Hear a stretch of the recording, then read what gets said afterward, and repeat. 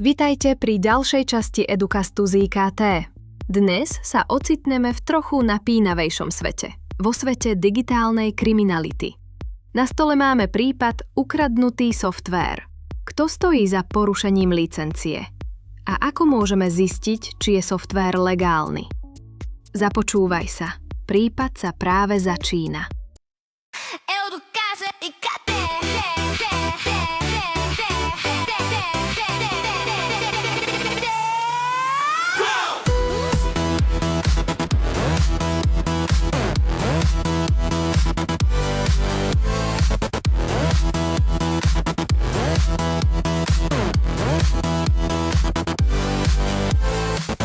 Pán Šielka, pozrite sa, mne tu práve vyskočilo na obrazovke, licencia softvéru vypršala alebo používate nelegálnu kópiu. To ako vážne? Veď som len otvoril program, ktorý používame bežne. Idem, pozrieme sa na to.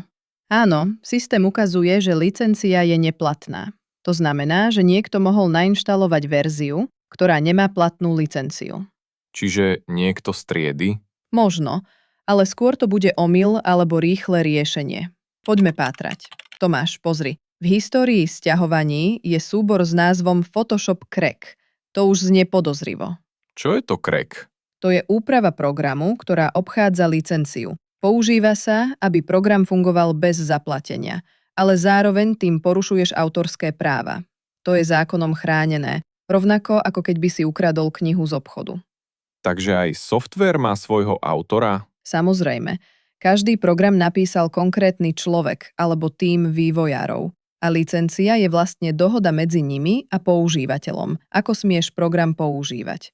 Niektoré licencie povoľujú inštaláciu len na jeden počítač, iné, tzv. Multilicencie, umožňujú viac zariadení, napríklad v škole alebo firme. Takže keď niekto sťahuje kreknuté programy, je to vlastne pirát? Presne tak.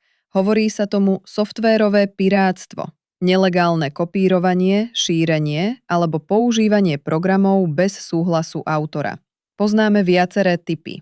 Nelegálne sťahovanie a kopírovanie, zdieľanie jedného licenčného kľúča na viac počítačov alebo dokonca predaj falošných kópií.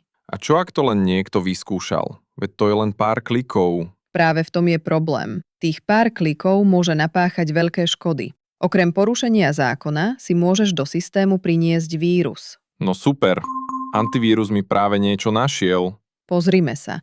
Súbor Keygin, typické.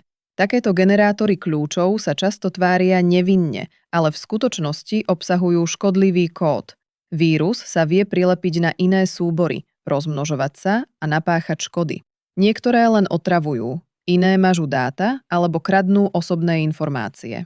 A ako vlastne antivírus zistí, že ide o vírus? Antivírusový program porovnáva súbory s databázou známych hrozieb, sleduje správanie aplikácií a ak niečo vyzerá podozrivo, okamžite to izoluje. Je to ako digitálny imunitný systém, kontroluje, lieči a chráni. Čiže ten, kto to nainštaloval, možno ani netušil, že robí niečo nezákonné. Možno nie, ale neznalosť zákona neospravedlňuje. Používanie nelegálneho softvéru je trestné a hlavne nebezpečné. Preto používame len overené verzie s platnou licenciou. Našťastie existuje aj veľa legálnych možností. Freeware, open source programy alebo študentské licencie zdarma. Takže najlepšia ochrana je nekradnúť softvér, mať antivírus a používať legálne veci. Presne. Férovosť a bezpečnosť idú ruka v ruke. A náš dnešný páchateľ volá sa zvedavosť. Ale dnes ju máme pod kontrolou. Tak čo, rozlúštili ste spolu s nami prípad ukradnutého softvéru? Pamätajte, autorské práva chránia tvorcov, ale aj vás. Antivírus chráni vaše dáta a licencia je vaša vstupenka do legálneho digitálneho sveta. Educast z IKT končí a my sa počujeme na budúce. Bez pirátov, za to s čistým kódom.